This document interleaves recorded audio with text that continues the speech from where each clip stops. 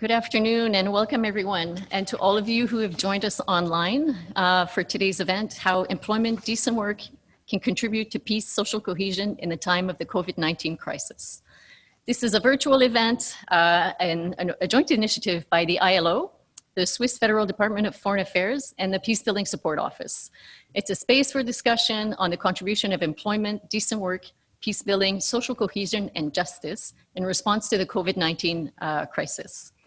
Before we get started, I have 2 points to make on logistics. On interpretation, you can listen to the event in its entirety in a variety of languages. You need to click on the world logo on your screen and select the language that you want to listen to.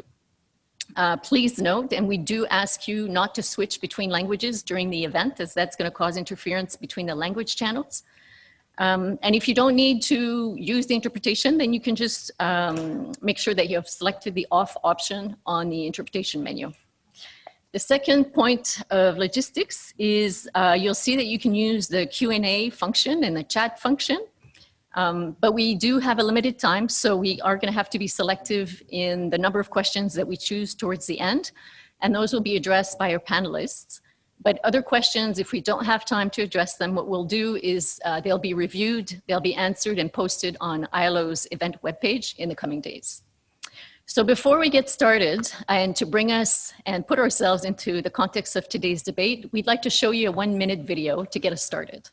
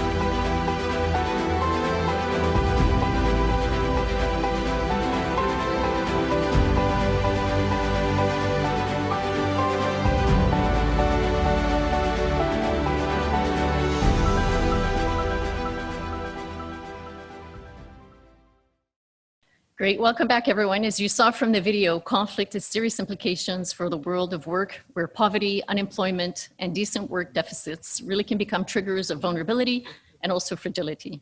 We've witnessed over the last few months that the COVID-19 pandemic can actually exacerbate grievances and undermine peace, development, and social cohesion. And while the pandemic has seriously exposed our vulnerabilities in society, it's also offering us opportunities for collective action, innovation, and also an opportunity for us to combine our efforts towards a more inclusive, resilient, and peaceful society. And essentially, this is what this event is all about. And today, I have the honor to welcome a very distinguished panel to the conversation. We have with us today Mr. Guy Ryder, the Director General of the ILO, Mr. Oscar Fernandez Taranco, Assistant Secretary General for Peacebuilding Support, Ambassador Felix Baumann, Permanent Representative of Switzerland to the Conference of Disarmament, and Deputy Permanent Representative to the UN Office and International Organizations in Geneva, Her Excellency Minister Muferiat Kamil, Minister of Peace of Ethiopia. We have Ambassador Sidikou, Executive Secretary of the G5 Sahel. We have as well Mrs. Mubarak, Chairperson of the Iraqi Center for Women Rehabilitation and Employment and the head of Iraq PeaceNet.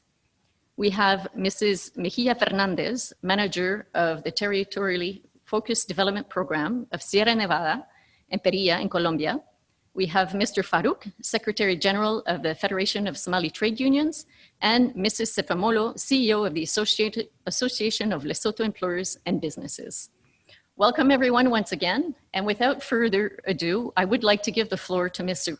Guy Ryder with introductory remarks on why employment, decent work, and social justice are so important for peace and social cohesion in this COVID-19 pandemic.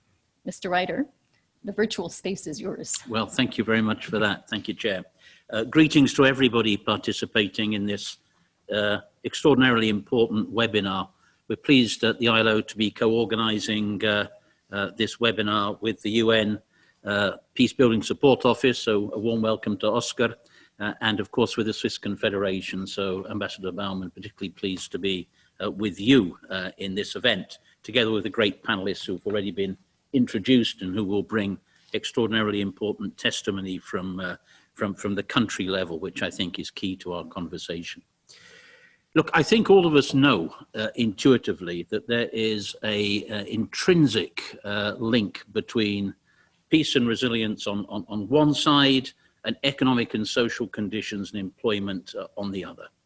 All of our personal experience, all of history tells us that that link exists.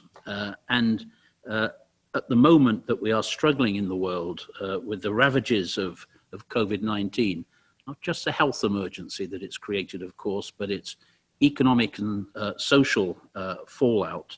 At the ILO, we calculate that the pandemic has already cost the equivalent of 495 million full-time jobs around the world. We know that in these circumstances, not only are on the edge of very serious humanitarian situations in many parts of the world, but we do have the danger, which you've referred to, Chair, of this situation triggering or tipping over situations which may already be situations of fragility and conflict into something worse. Now, these are dangerous times. Let's make no bones about it. But this link between peace and social justice, my notes say it's deeply embedded in the mandate of the ILO. In fact, it's the origin of the mandate of the ILO. This organization was created after the first global conflict on the understanding, and you'll find it right at the beginning of our Constitution, that universal and lasting peace can only be accomplished if it's established, if it's based on social justice. That's a truth that rang true in 1919, and we decided to come to Geneva, Ambassador, to set up, because Switzerland was already a peace hub 100 years ago in that regard. If those words rang true 100 years ago, my goodness, they ring true today. And we don't only have to acknowledge these realities and these dangers, we have to work out together how best to respond to them. Now, it's easy, I think, to accept intellectually all of these linkages between economic and social and employment conditions on the one hand, and situations of fragility and instability on the other. The question, what do we do to tackle them? There is, of course, the idea that conflict arises out of the absence of decent work opportunities. I think that's well proven. But we also have to act on the notion that creation of decent work opportunities is a very good route out of conflict and fragility as well.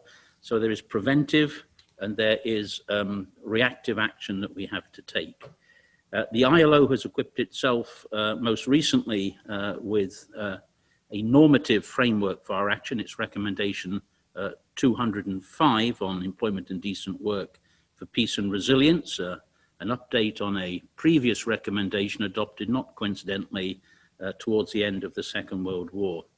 But the question is, how do we make all of these principles, how do we make all of these reflections operational?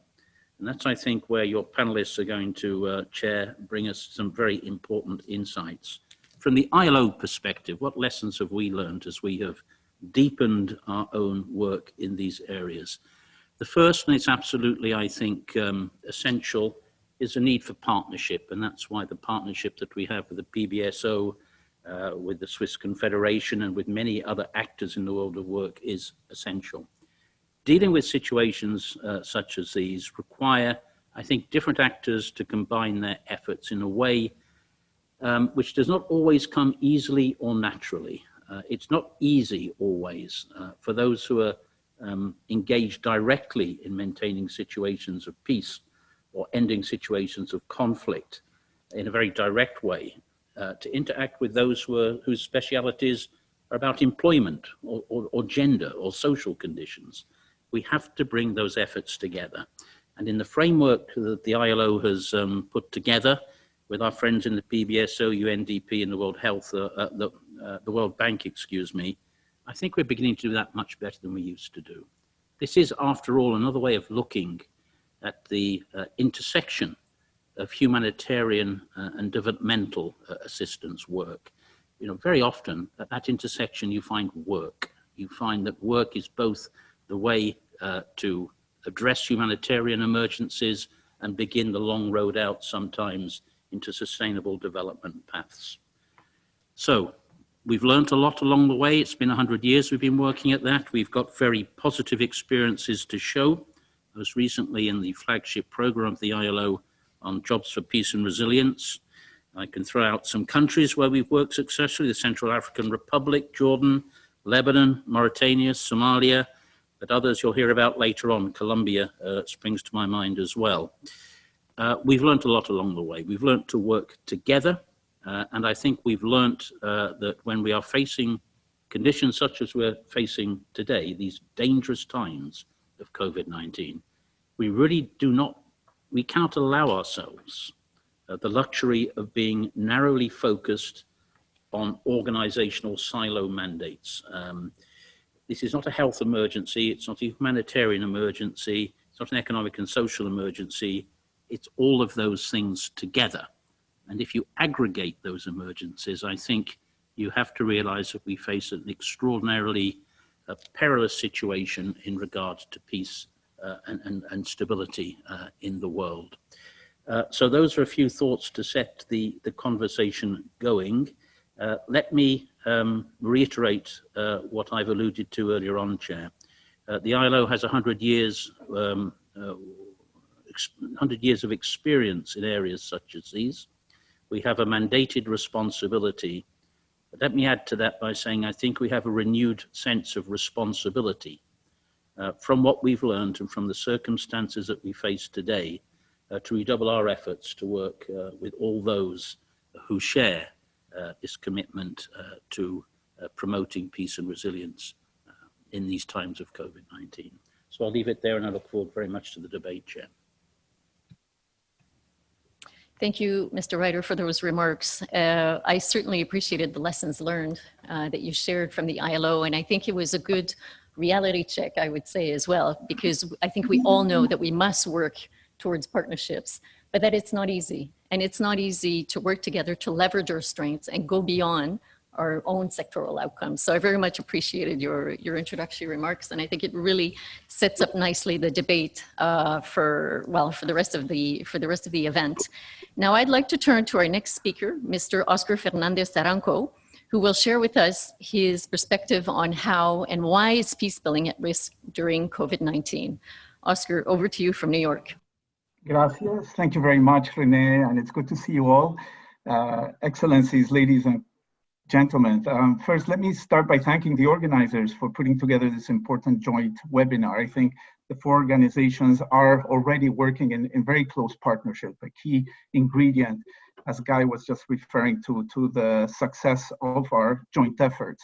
And also to personally thank you, Guy, and your colleagues for the great collaboration that it has been between our institutions at this intersection between peace and decent work, including in the context of the COVID-19 response. And of course, to Ambassador Felix Baumann for the tremendous support and that Switzerland provides to the UN and helps us actually bring together the communities of practice between humanitarian, peace builders, and development actors.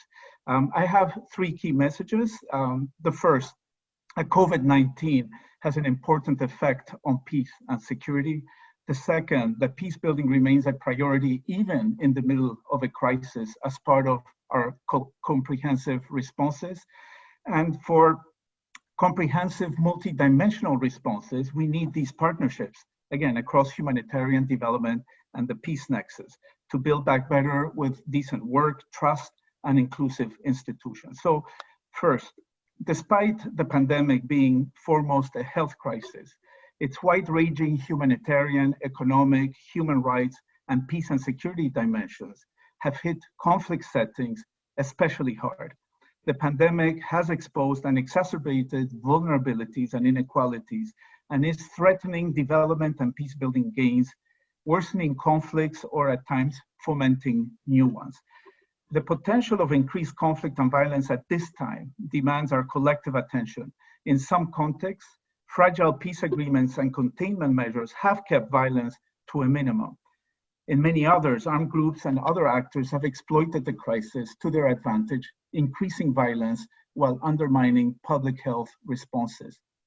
These are dangerous times, as Guy was saying, and the Secretary General has outlined a number of risks to international peace and security to the Security Council that are particularly pressing, and these include a further erosion of trust in public institutions if the view is that the authorities are mishandling the response, continued economic fallout that could create greater stressors, potentially leading to more widespread civil unrest, affecting livelihoods and future prospects, particularly among young people and women. The postponement of elections or mishandling of elections, leading to a crisis of legitimacy. Conflict actors exploiting the situation, potentially leading to more violence and making resolution of the conflict more difficult. And finally, the potential for increased terrorist activity. So bold action is required to meet the challenge of the moment, which leads me to the second point. Peace building is a critical component, critical ingredient of our responses. Without it, we are risking increased risk of violent conflict because of erosion of trust and social cohesion and exacerbated grievances around economic and social justice. The recently issued Secretary General's 2020 report on peace building and sustaining peace underscores that multilateral, multidimensional, coordinated responses and whole of society approaches are an imperative to respond to the increasing complex challenges of the 21st century, including COVID-19. So prevention, anchored in inclusive and sustainable development, based on human rights and gender equality and leaving no one behind, provides actually the best defense against conflict. In the context of COVID-19, prevention also provides the best defense against the erosion of trust and confidence in governments that is needed for effective responses. So the past year wave of protest movements that we have seen across the globe were in many cases rooted in deep economic grievances and disillusionment with the government's ability to meet legitimate aspirations of the people.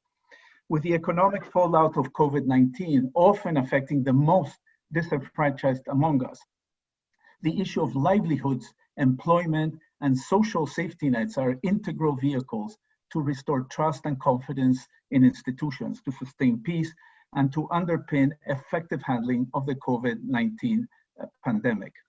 To this effect, the 2020 UN Peacebuilding Architecture Review has highlighted that the prevention and peacebuilding and sustaining peace remain more important than ever to ensure that hard-won development and peacebuilding gains are not lost in this crisis response. And we have seen from the outset of the pandemic how the Peacebuilding Commission has been able to actually lead by example as a flexible and dedicated intergovernmental platform, actively meeting on virtual platforms to discuss peace-building implications of COVID-19 in many country-specific and regional-specific mechanisms. The Secretary General's Peacebuilding Fund, again, has been working very closely with its many partners, resident coordinators, civil society organizations, and has rapidly and flexibly reallocated funds to where it is most needed, actually in order to have this peace building, infused into the COVID-19 response. We have been supporting the government's and civil society's crisis response mechanisms. We have been supporting local peace initiatives and community engagement, which is crucial in implementing many times the ceasefires that the Secretary General has called upon. We have been supporting inclusive dialogues, particularly around responses, the strategic communication efforts to prevent the spread of misinformation, hate speech, and stigmatization, and also, and finally, strengthening the engagement of women and youth in COVID-19 responses. However, as the protesters around the world have shown us, peace is not the same as cessation of hostilities, which brings me to my last and final third point. that to address the complex, multidimensional challenges we face, we must leverage the multidisciplinary competencies and expertise and mobilize these strong partnerships across humanitarian, development, and peace-building actors toward collective outcomes, rooted in a sound understanding of the local realities and needs, and to enable local ownership. Often, small contributions can lead to catalytic and significant scaling up efforts. So we need to commit to this conflict-sensitive, peace-responsive programming in our efforts. In this context, I would like to thank our Swiss hosts, who have been among the foremost champions of peace-building in the United Nations, chairing the Burundi configuration of the Peace-Building Commission since 2009, and the institutional partnership between the UN and the World Bank on crisis-affected countries since the inception in 2010, with a very recent 3 million Swiss franc in support of this enhanced collaboration across the humanitarian development and peace nexus, which is already supporting the strengthened partnership efforts in several countries. I would also like to highlight the critical work being supported by Switzerland on enhancing the peace-building impact of employment programs, noting the compounding nature of the COVID-19 crisis, which has been simultaneously affecting health, livelihood, and the abilities to sustain peace. The continued collaboration to provide programmatic advocacy and technical support to countries on the peace-building impact of employment remains more important than ever. And then finally, especially pleased with this growing and more strategic collaboration with ILO, again in partnership with the World Health Organization and INTERPEACE, on issuing this recent joint paper, which builds again on earlier work as part of this ILO PBSO partnership on peace-building impacts that employment programs can have, the jobs for peace that was just alluded to. Let me just conclude by saying that although presenting these new challenges, that COVID-19 also offers opportunities to strengthen institutions and social safety nets, create decent work, reduce inequalities, and enhance dialogue and social cohesion, including through community participation in response and in recovery. And all opportunities in this sense must be seized collectively. Thank you very much, Renee, for this opportunity, and to the host. Thank you, Oscar, for joining us from New York and for reminding us of the strength of multilateralism and the role of peace in building social cohesion, but also that prevention remains at the heart of all of our collective efforts. I find it quite interesting as well that, for many months and years, I would almost say that we've been talking about the triple nexus, the peace, development, and humanitarian nexus, and now health. But this is a real opportunity for us to actually put this in action. We have no excuses now anymore. We must work together and learn from it. There'll be some stumbles along the way, but I think this is definitely an opportunity for us to learn. Now, let me turn my attention to Ambassador Baumann. If I may turn to you now to ask you about Geneva as a peace hub and the role that this Geneva Peace Hub, Genève International, can play in boosting partnerships and synergies in this multidimensional crisis. Over to you, Ambassador. Monsieur le Directeur General, Deputy Director General, Your Excellencies, ladies and gentlemen, thank you very much.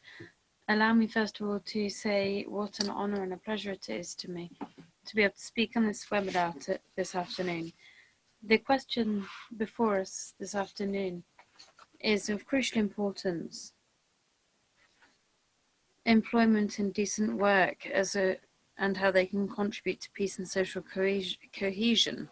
As has already been said, the pandemic that the whole world is currently going through has revealed vulnerabilities as well as inequalities and systems of exclusion. And these issues seriously risk undermining the future of many young people all around the world. On the 19th of September, at the International Day of Peace, young people from various countries in conflict told how important education and employment were for them in terms of feelings of belonging and resilience. Given the magnitude of the challenges of the pandemic, we need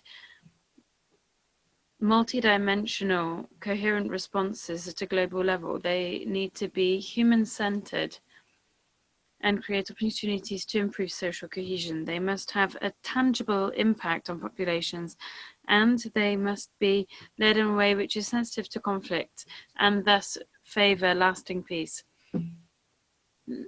Favoring lasting peace means that we need to attack the underlying causes of conflict, and employment and decent work, as well as education, are some of the essential ingredients that need to be promoted in preventing conflicts. So what contribution can Geneva make in this context?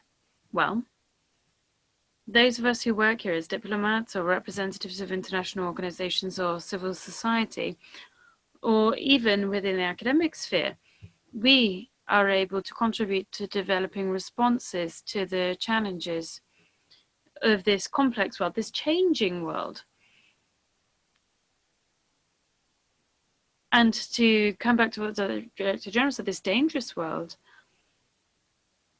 and we need to favor complementarity of actions between different sectors, specifically cooperation between the ILO and the PBSO, the Peace Building Office, Support Office, is supported by peace NGOs based in Geneva, and it's a very eloquent example of working together to consolidate peace. As is often the case, it started through personal contacts, which were forged within this informal network of the Geneva Peacebuilding platform, and then thanks to the terrific commitment of experts at the ILO, this led to an ILO program, the PBSO, aiming to create lasting peace and favoring development. This enabled us to improve our expertise within PBSO, as well as the expertise in peace building within the ILO. We've been working since 2016, and we've had an ILO expert available to us within the PBSO office. This example gives us an opportunity to reflect on other partnerships that we might promote between traditional organizations involved in peace building and a larger network of actors through the UN network. As an example, education in emergency situations. Children pay a particularly high price during crises when schools have to shut. Often they're forced to flee far from where they live, far from their schools. More than 75 million children and young people around the world have had their life affected due to humanitarian emergencies. And for these children, going to school is not just an opportunity to learn, it's much more than that. The school means security, protection, perhaps it might mean a meal, social contact. But above all, it provides the prospect for a promising future.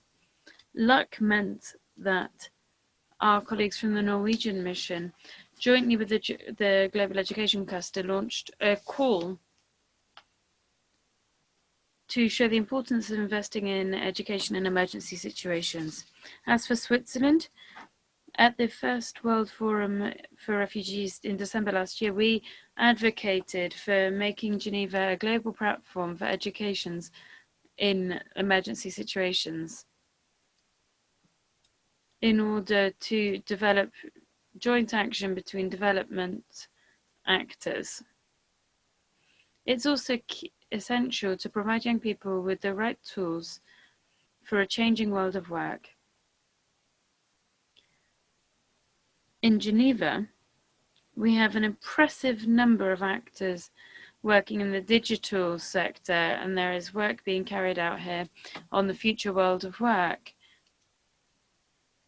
New technologies bring with them great opportunities, but they also bring with them the threat of a rupture with society, because they could create new inequalities, both between and within states, as well as dependencies that might not strengthen social cohesion. There are many other examples, but time is flying. There are many examples that show that the challenges of our time require us to have an overview of education and promotion of decent work and reflection on the future of work on a holistic level. Geneva has a rich network of actors in the traditional area of peace. The ILO has been working for 100 years, but there are also people working on other emerging areas, and we need to continue to grow coherence and support these partnerships in close partnership with the field as well. The ILO PBSO partnership creates a bridge between social justice and peace, but also between Geneva and New York. And the field is showing us the way to go. And I'd conclude, Director General, ladies and gentlemen, by saying that I'm pleased to be able to announce that Switzerland is extremely excited to be able to support the second phase of this project over the coming years. Thank you very much for listening. Merci, Ambassador Baumann, for your introductory remarks, and especially highlighting a number of examples of intersectoral partnerships taking place in Geneva that range from education, youth engagement, to technology, and also la bonne nouvelle of the continuation of Switzerland's engagement on these questions in this project specifically. Now, I'd like to turn to some of the other panelists. I'd like to thank first our keynote speakers for their welcoming remarks and setting the stage for the discussion. I'd like to turn to the Minister of Peace of Ethiopia, Her Excellency Muferiat Kamil. I believe she's online. Great, good. And I'd like to address my next question to you. As one of the only Ministry of Peace in the world, it would be exciting to hear your reflections on the nexus between peace building, employment, decent wage, and particularly affecting youth from the perspective of the Ethiopian government and also the Ministry of Peace in particular. Over to you, please. Thank you very much, Excellencies, fellow panelists, ladies and gentlemen. I would like to begin by saying thank you for inviting me to this auspicious panel and giving me the opportunity to reflect on the nexus between peace building, employment, and decent pay from the perspective of my government and Ministry of Peace. As Ethiopia is undergoing a very comprehensive reform, where peace is at the center, I'm proud that my colleagues and I at the Ministry are part of the reform process unfolding in Ethiopia today.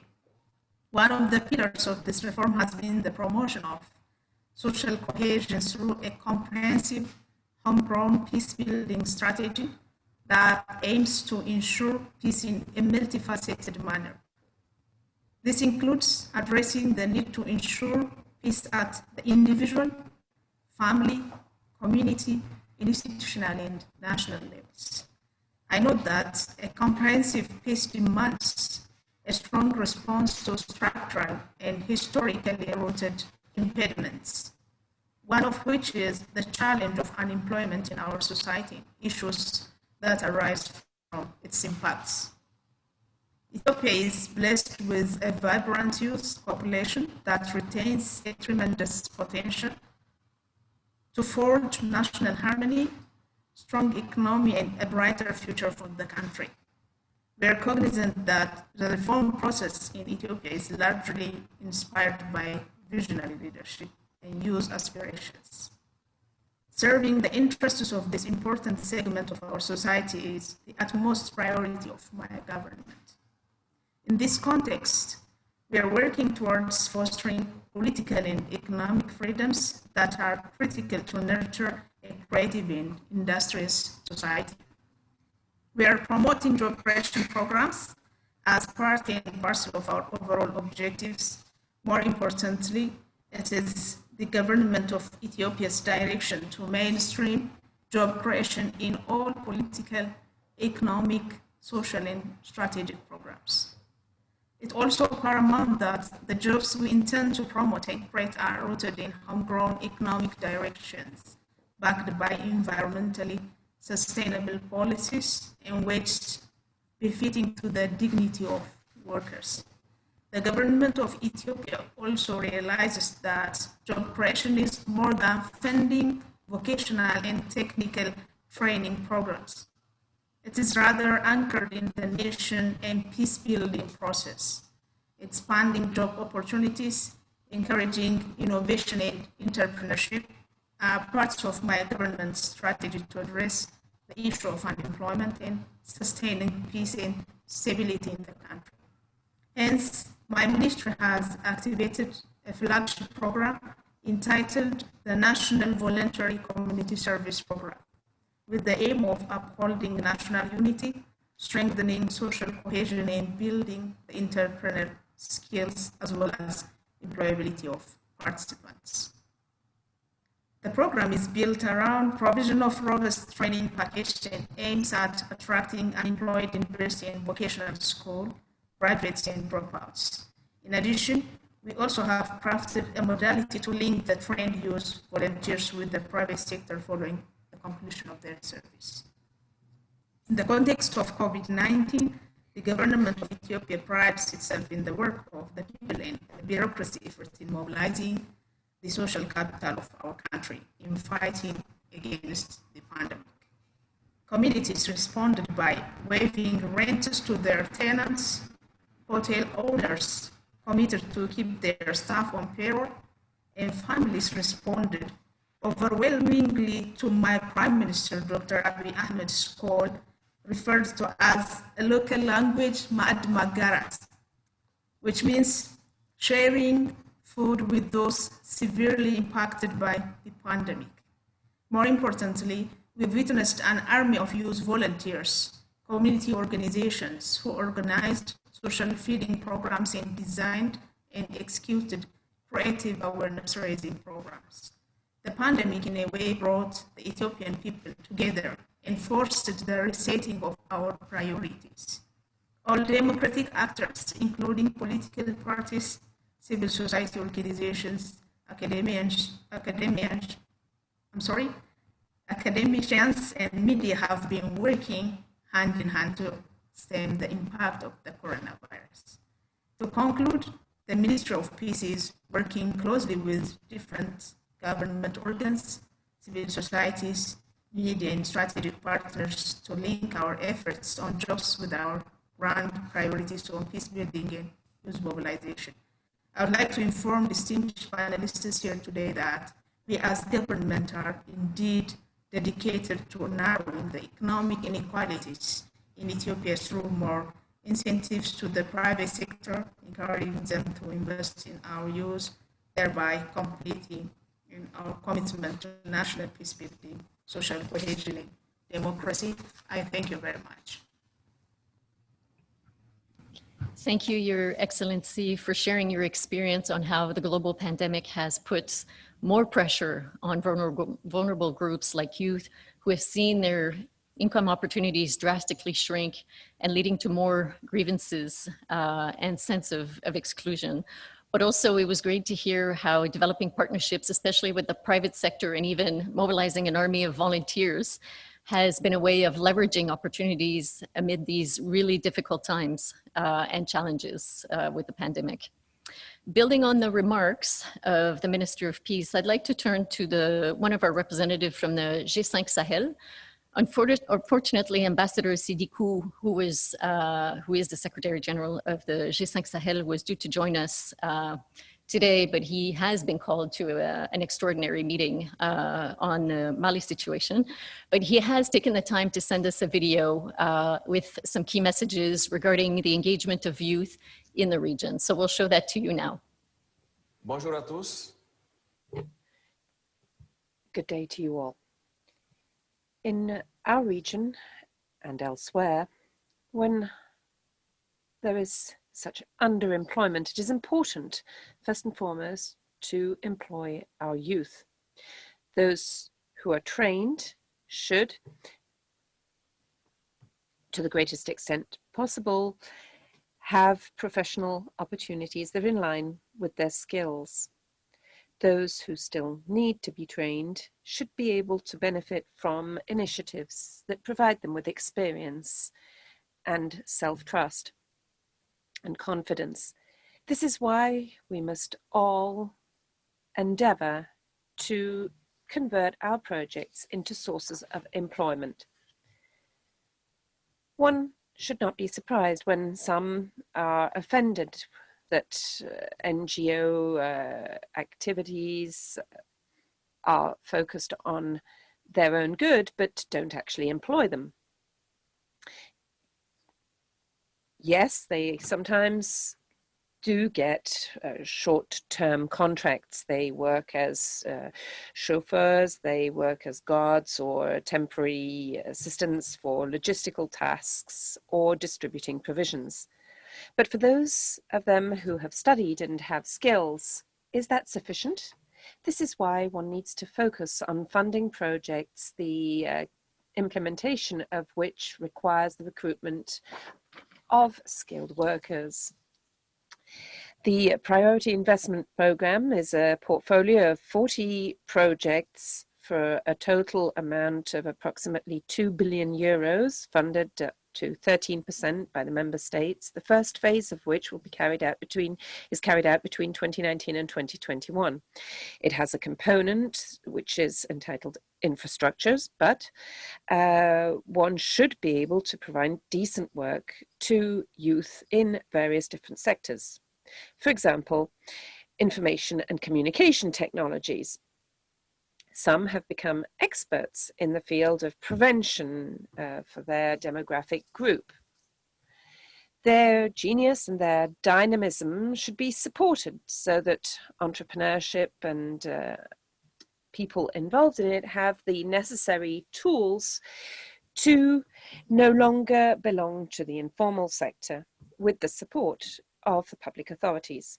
The private sector is key to our prosperity, and this is why we are working with Sahelian enterprises to launch in the very near future, thanks to the support of the African Development Bank, a training program focused on young entrepreneurs from our 5 member states.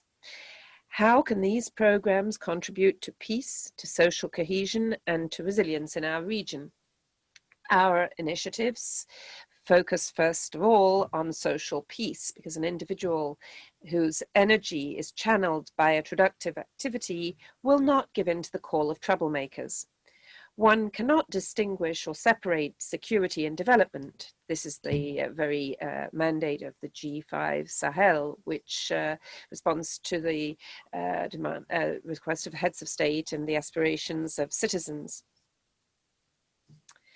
One underscores, and rightly so, the resilience of the Sahelian societies and the many resources of both men and women in our region. This goes without saying, but one must move on from the fight against poverty to collective action for shared prosperity. And this, in a few words, is a pilot project that has been carried out in the regions of Sahel, Timbuktu, and Tillabéri, where approximately 5.5 million inhabitants live. It's due to last 1 year, and it's financed 1 billion CFA francs funded by the by UEMOA, by the Integrated Territorial Planning Project as well.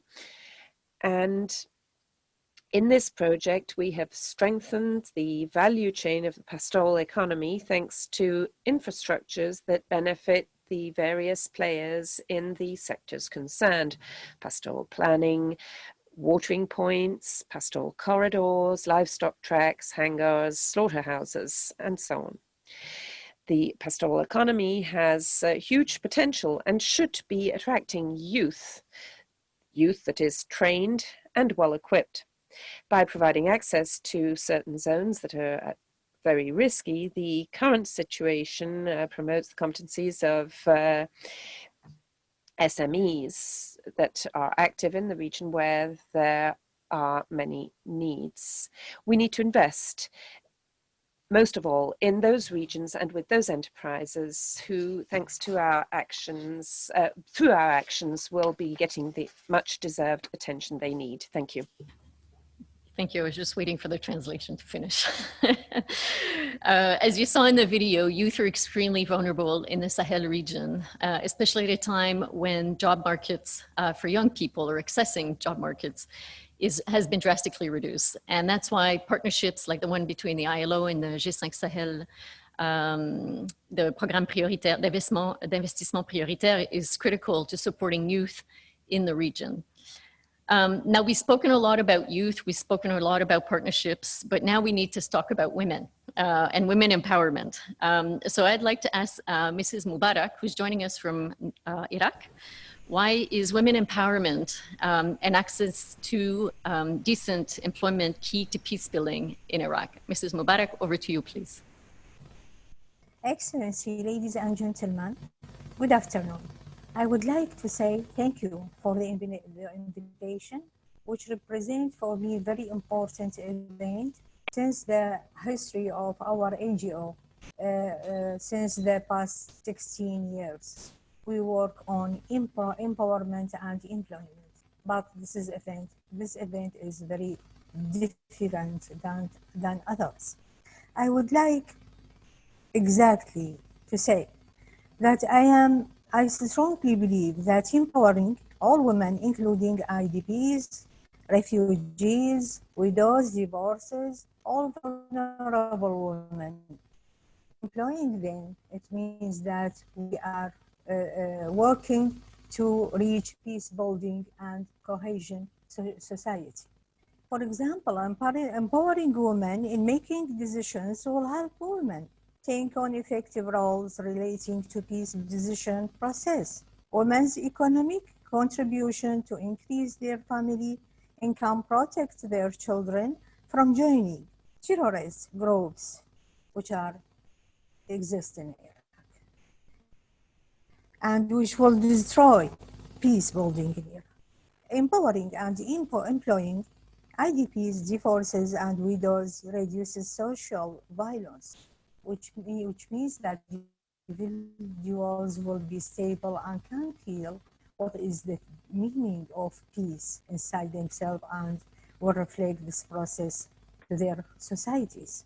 Disabled persons, homeless, and trafficking of victims should be put in our planning for empowerment, employment, and peace building. As you know, Iraq is of high-risk area with the product crisis, facing a number of challenges internally and externally. Women's access to decent employment has been very difficult before, during, and after the COVID-19 pandemic.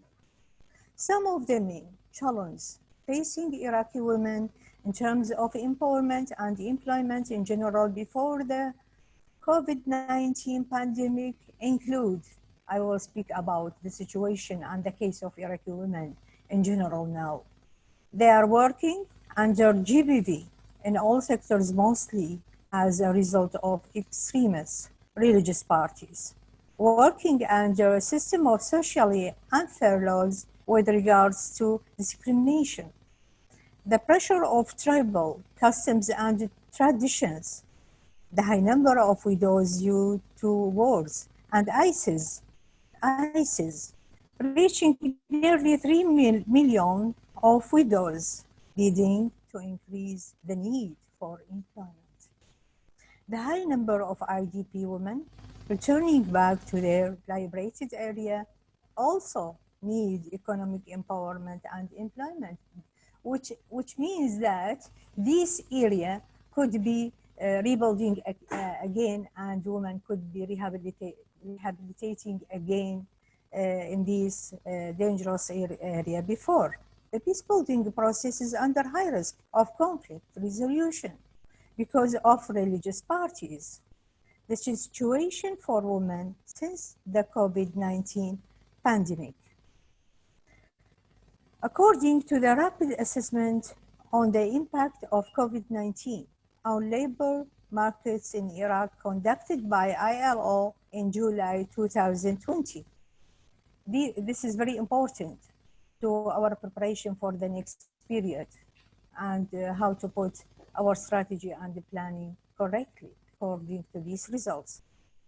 Only 34% of surveyed women were found to be economically active in the labor market prior to the March 2020 lockdown. A total of 19% of all served respondents were unemployed, with unemployment being highest among women at 28% and youth at 42%. 35% of surveyed workers were found to be self-employed, own account workers. Among those, 15% were women, 42% were construction workers, 41% were employed in transportation, and 65% were involved in home-based business. 14% of respondents were government workers and 27% were employed in the private sector, including 17% in private companies and 10% in family-run business. This is happening mostly in Iraq. Prior to the lockdown, only 34% of workers had written contracts with their employers, including 28% of agricultural workers. Half, 50% of tourism workers were working without a written or verbal contract. Around 1/3 of respondents had a permanent contract, and 2/3 were in temporary, seasonal, and irregular employment. A total of 61% of workers who had permanent contracts were 65 years of age or older. The majority of respondents indicated that they had no social insurance coverage, 95%, or health insurance coverage, 97%. Only 60% of surveyed households, note this, had saving, with 50% indicating that their saving would last less than 1 month. At last, we are not here to only talk about challenges, but also to propose solutions and innovative initiatives, such as this reflects what we need for next period according to the PRA done by ILO. Support Iraqi Businesswomen Council, which ICWRE established recently, and enhancing investment with the private sector. Also, we support the entrepreneurs, young ladies. This is very important for the future of private sector in Iraq relating to women. Promote women active participation in the labor market through technical skill, life skill, financial and digital skills. Reform. This is very important, and we need so much amendments on our legislation in Iraq, especially when we speak about work and the private sector. Reform the legal environment by amending the Iraqi labor law. Special articles relating to women's rights through working with MOSA and NGOs, and we wish that ILO can support us and to amend our law to support Iraqi women. Support job creation and decent work in agriculture, because we have 2 rivers while we are depending only on oil benefits. Support the transition from informal to formal work through enhancing, guaranteeing workers' rights and social protection coverage under the Iraqi labor law, which needs so much amendments really. Legalize the existence National Committee for Crisis and Emergency, which our ICWRE works. ICWRE, it means the Iraqi Center of Women Rehabilitation and Employment, which I head. Legalize the existing National Committee for Crisis. We say that we need such a kind of law because we don't have it in Iraq, while it is very important. For a crisis and emergency, which our ICWRE works with the Parliament on it for the future to protect workers' rights and improve working conditions in private sector. Thank you for your attention, and we are ready as peacemakers, as women peacemakers can do so much for the future. Thank you, and peace, love for all. Thank you. Thank you, Mrs. Mubarak, for bringing those important insights from Iraq. And as you attested, women tend to suffer disproportionately in times of crisis, with serious repercussions on households and livelihoods, but also for highlighting the several ways in how women can play a leading role in decision-making responses to avoid aggravating further gender inequalities. Now, we're going to turn to another example, this time from Colombia, and Señora Mejia Fernandez. She'll be answering in Spanish, but you can listen to it in your choice of language as well, of course, but how territorial development contributes to peace by creating decent employment for ex-combatants and also their communities in post-conflict settings. Señora Fernandez, tiene la palabra. Over to you, Mrs. Fernandez. Muy buenos días, buenas tardes allá. Agradezco al señor Guirreider la invitación a participar en este evento y saludo de manera especial a todos los participantes y asistentes.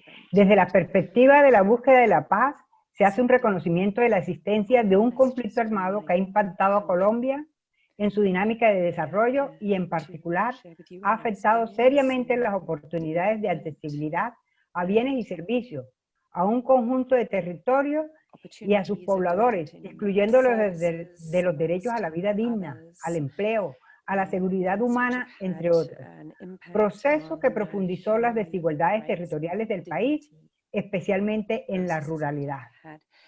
Por eso, el punto número 1 del Acuerdo de Paz ordenó la intervención directa del Estado en los 170 municipios más afectados por el conflicto armado, por la pobreza, las economías ilícitas y la debilidad institucional, conformándose así 16 PDET, subregiones, buscando la transformación integral del ámbito rural a 10 años, a través del cual se pone en marcha con mayor celeridad los instrumentos de la reforma rural integral.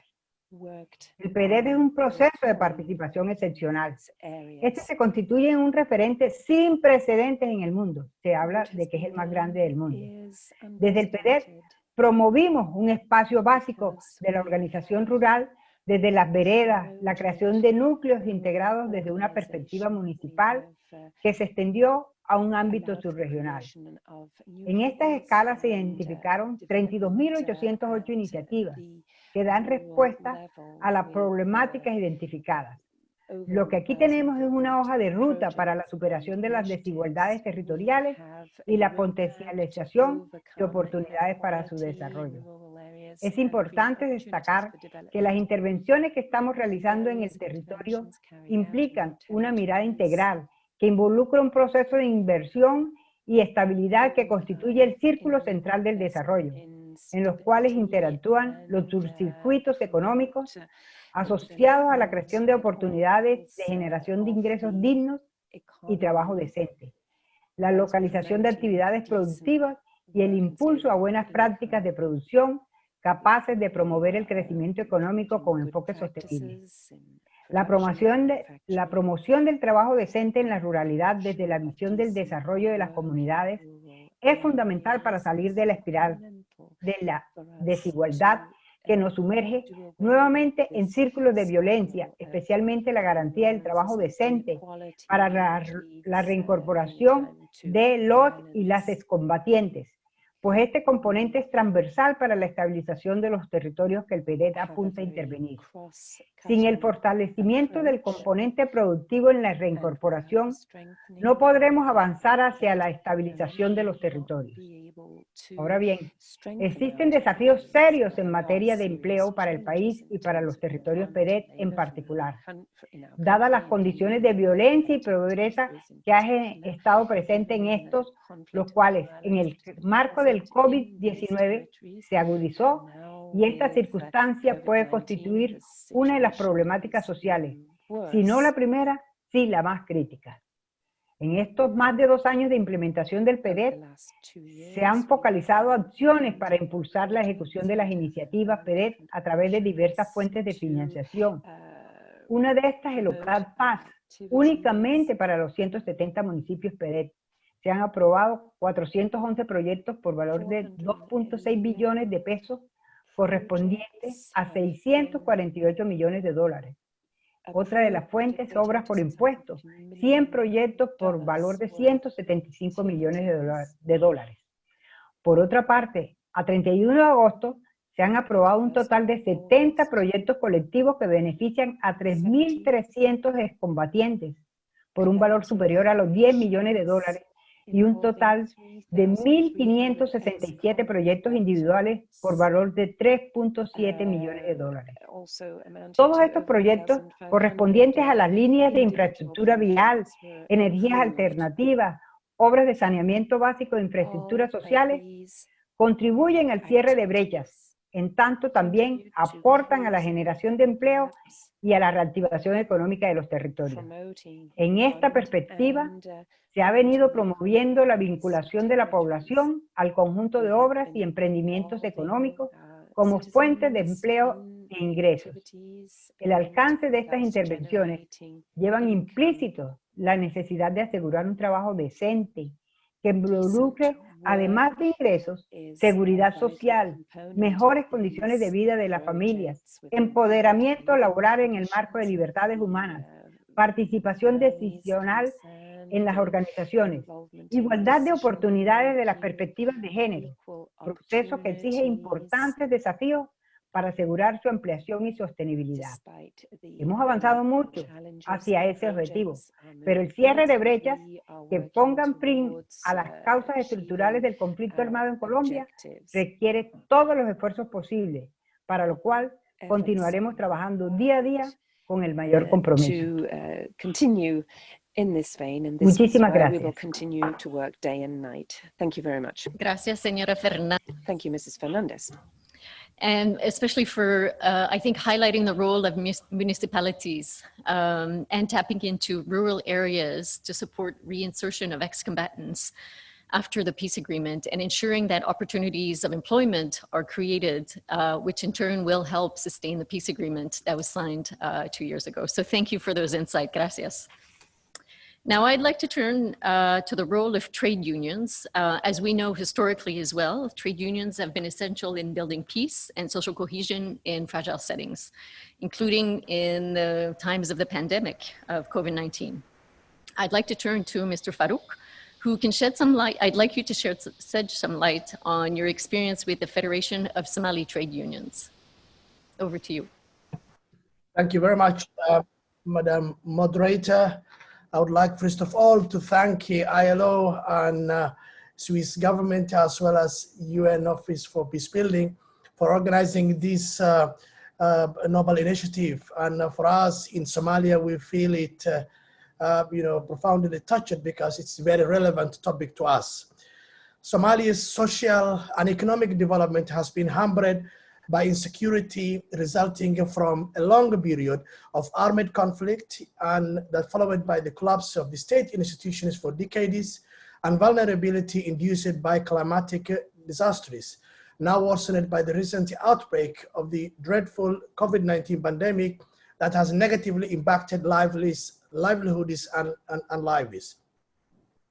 But it cannot be denied that one of the main root causes of the Somali conflict was lingering poverty, discrimination, violation of human rights, and social injustice. Today, still about 4.7 million people in Somalia are in need of livelihood support. Basic services are weak, chronically underfunded, and inequality distributed. Our country is experiencing youth bulge with over 70% of its population under the age of 30 years and is facing a chronic problem of unemployment and underemployment. About 90% of the labor force in Somalia is found in the informal economy and is characterized by widespread decent work deficits, which has contributed significantly to the race to the bottom and increased fragility, a high frequency of human rights violations, in particular those of the rights of women and young workers, as well as those trapped in child labor. These challenges take place in the context of a country with a considerable natural resource base, most of which has been underexploited. What certainly aggravated the crisis was the total disregard of the working people and the outright rejection of any form of social dialogue, resulting in hostile labor and industrial relations and frequent conflicts and disputes in the workplaces across the country. That notwithstanding, over the past 2 years, the tide has dramatically changed for the better as social dialogue and tripartism have been embraced by tripartite constituencies of Somalia, thanks to the diplomatic work of the ILO. Conducive working relationship based on consensus, confidence, and trust building between the government and trade unions has not only enhanced social peace in the country, but has also opened the door for the establishment of the first formal tripartite structure, the Somali National Tripartite Consultative Committee, to deal with labor issues, including policies of relevance to the post-war rehabilitation and reconstruction, reintegration, prevention, mitigation, and preparedness. Guided by the principles that workers are peace builders and also essential partners of progress, the Federation of Somali Trade Unions has consistently played a frontline role in the development of progressive policies, including the reformed labor code, national employment policy, social protection policy, and national development plan, which are anchored on the decent work agenda, the ILO Centenary Declaration on the Future of Work, and the UN Sustainable Development Goal 8 on decent work. Ladies and gentlemen, Martin Luther King said, "True peace is not merely the absence of tensions, it is the presence of justice." In our experience here in Somalia, the absence of social dialogue and the lack of decent work opportunities to address particularly the employment appetite of young workers provide a breeding ground for conflict and social crisis. The very purpose of conflict resolution is to achieve a solution acceptable to the parties through social dialogue and based on justice and fairness, as well as equity. Although human functioning requires individual thinking, initiative, and creativity, group participation is imperative for the attainment of durable peace and social cohesion in the resolution of any conflict situation. We continue to insist on the fact that young people are an asset rather than a liability for the socio-economic development of our country if their talents and energies are properly harnessed. Therefore, the current predicament of young people, characterized by alarming rates of unemployment and underemployment, poses serious security risks, and if not addressed, will continue to undermine the development efforts of Somalia and increase its vulnerability to further civil strife and conflict. In this context, FES2 will continue its participation in national processes, including the elaboration of various developmental policies and programs, the implementation of which will help to sway younger people away from a warfare mentality by directing their mind, energy, and time towards decent work opportunities aimed at achieving inclusive growth and sustainable development. There is an adage that says, "An idle mind is the devil's workshop." FES2 believes in this adage and will therefore continue to advocate the support of the international community to provide the requisite assistance that will foster reconciliation, enable citizens to speak truth to power, strengthen human rights, and increase the employability and inclusion of Somali youth into gainful employment and increase generating and income generating activities. Finally, peace building must be everyone's business and must involve the participation of all. It is not a zero-sum game. If achieved, it will pay dividends for all Somalis by living in an environment of peace and stability, which is a necessary precondition for ensuring the rule of law, democracy, good governance, inclusiveness, social cohesion, and prosperity for all. I thank you very much. Thank you, Mr. Farouk, for illustrating the very concerning situation in Somalia, where rising rates of unemployment risks undercutting the gains achieved in democracy these past years.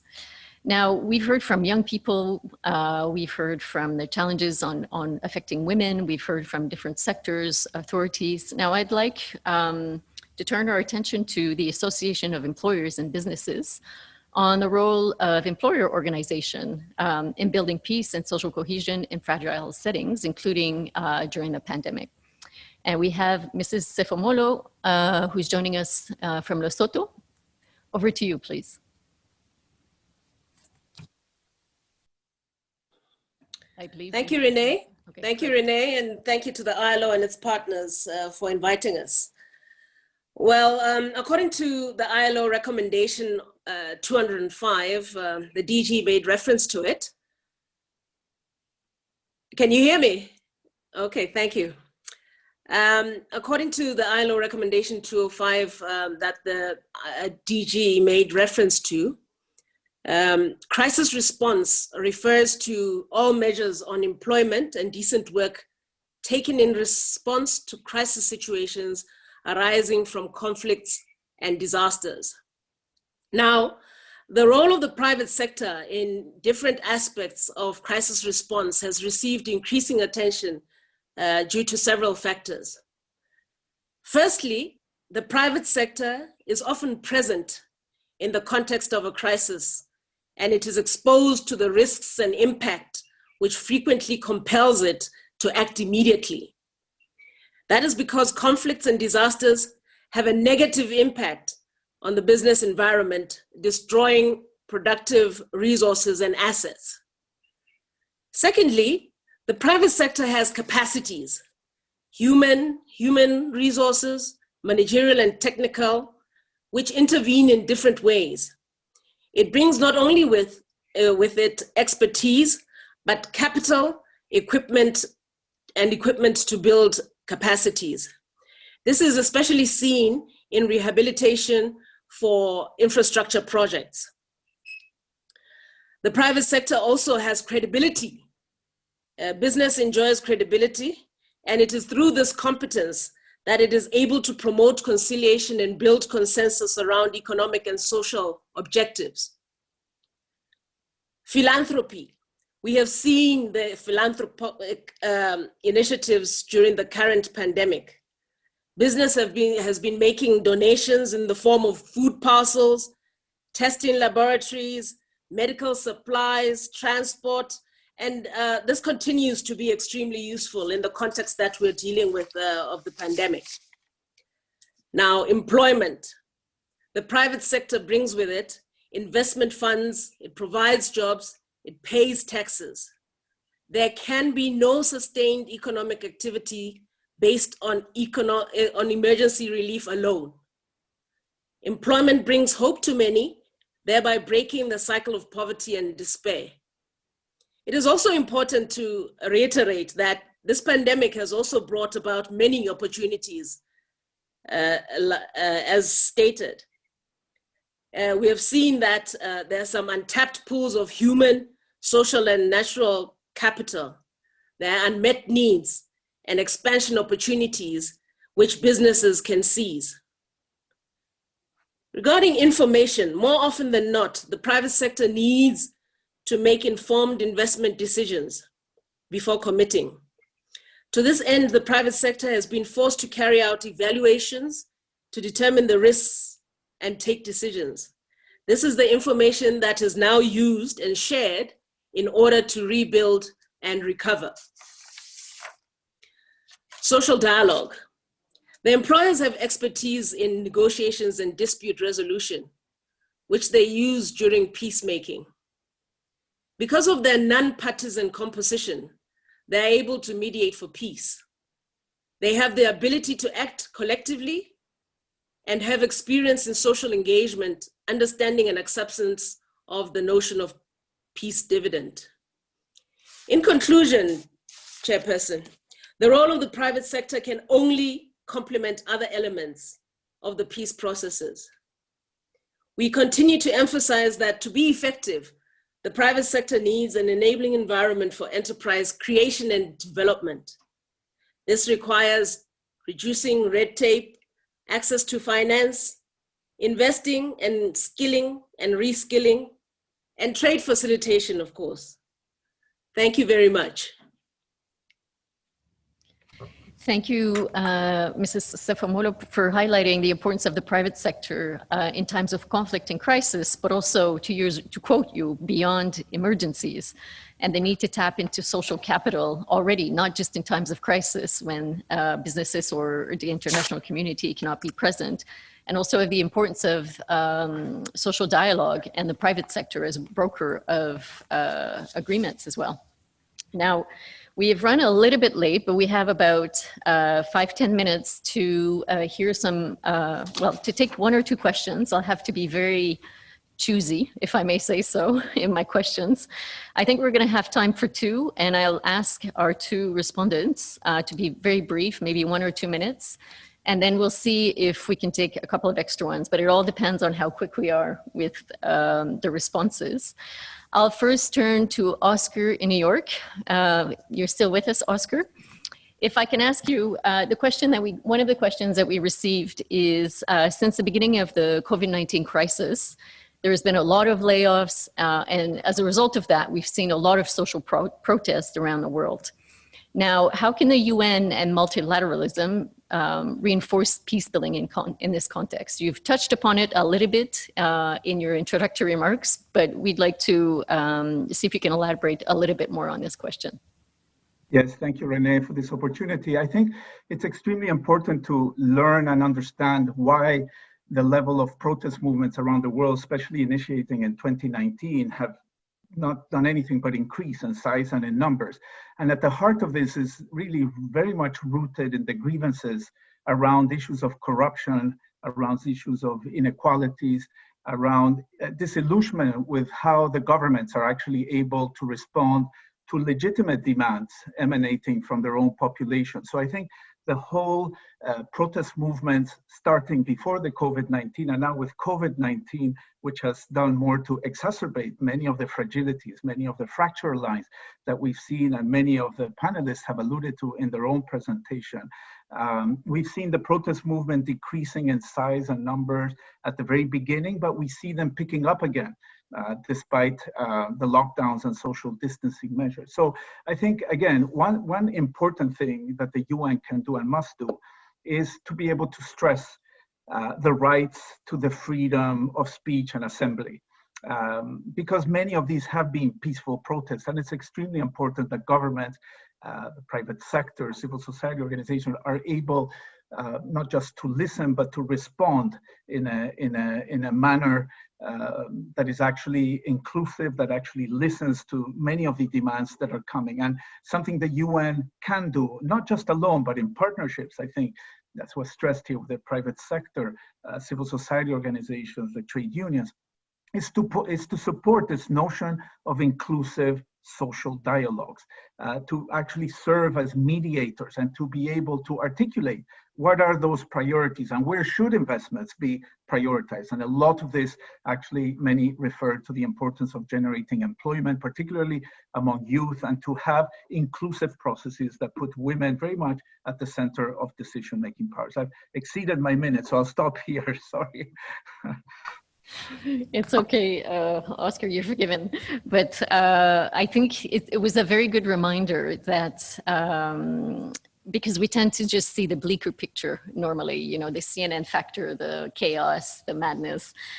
But you are correct in saying that actually largely it's been peaceful protests, and that we do have to listen and respond to the voices that have been raised. So these are excellent points. Thank you. I'll turn now to Mr. Ryder for my next question, if I may. One of the questions is, how can we ensure that more investments and resources, both national and foreign, are available for conflict-affected countries, and to allocate them to inclusive job creation schemes? Well, thanks, Renee. I think the question, you can almost break down the answer into two components. The first one is, well, how can we mobilize more resources? And there, I think there are two keys here. You know, the world has already spent, let's just sort of think of this, the world has already spent almost 11 trillion US dollars on its response to COVID-19 in different ways. We're spending it country by country, where countries are spending it on themselves.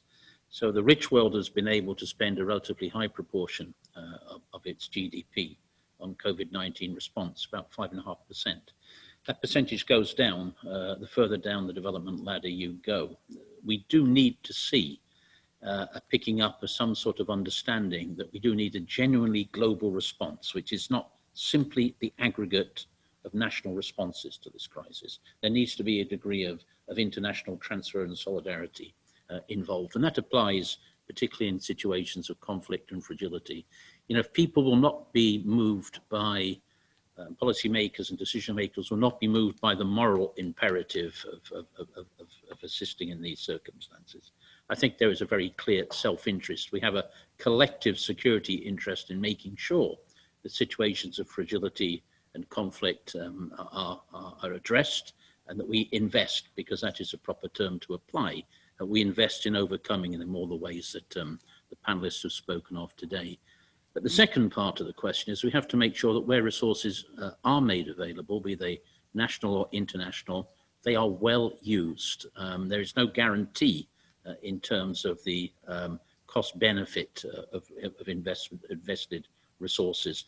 And there, I think, all that we've heard in this event this afternoon, the notion of partnership, the notion of local ownership, the notion of dialogue, all of these things have to be brought into play so that we come up with answers which actually address the question in an effective way. And I think, as I say, everything we've heard this afternoon gives us important pointers of how to do that. If I just take, two elements away, one is this notion of partnership, which recurs again and again and again.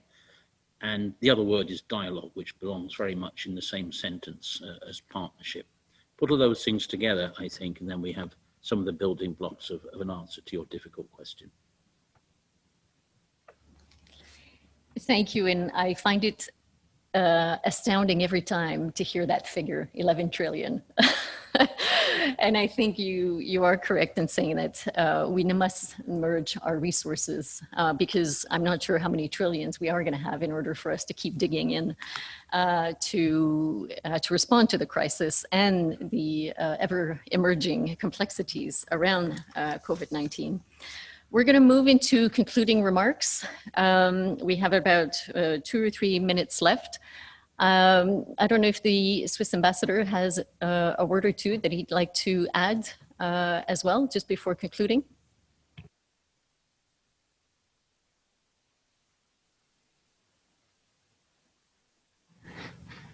Voilà, j'aimerais. I would just like to take this opportunity to say that I think that this afternoon's discussion has shown us once again, and that Dr. Jonan said this to me, the importance of partnership and dialogue between governments, with international organizations, but also with private sector, and also employers and workers organizations, as well as with civil society and the academic sphere. And I think that Geneva is one of the pieces of this puzzle in terms of this network. It's also an era in which we need to look at different topics, such as the future of work, but also perhaps different actors. Perhaps cities comes to mind. They are key when we look at the issue of employment and social justice. And finally, as has already been said, I'd like to repeat that prevention of conflict and peace building remain a national endeavour. And I'd like to thank the eminent panelists for their various points of view and the snapshots they've given us of their various situations. Thank you, Ambassador. So we've run out of time, unfortunately, but, and I do want to apologize that we won't be able to take more questions, but I did want to remind you again that we are taking the questions in the chat and that we will collect them and answer them, and they'll be posted on ILO's website in the coming days. As you saw today, and I think Mr. Ryder said it very eloquently at the beginning of the event, is that our efforts today are as critical as they were in 1919. And that tackling the complex issues that we've discussed today can only be resolved with strong partnerships. COVID-19 is definitely an opportunity to strengthen the collaboration, forge partnerships, but also leverage positive change. And it's very simple, as the saying goes, it's always two heads are always better than one, or in this case, many heads are better than one, as we lean into each other's strengths in this times of crisis. I'll maybe just say, look last time to Mr. Ryder if he wants to add anything else to close the event today. He says no. So, except thank you very much. Thank you everyone for joining us today. It was very exciting to hear all the different inputs from across the world and the different sectors. And I look forward to us continuing this important dialogue. Thank you very much. Goodbye.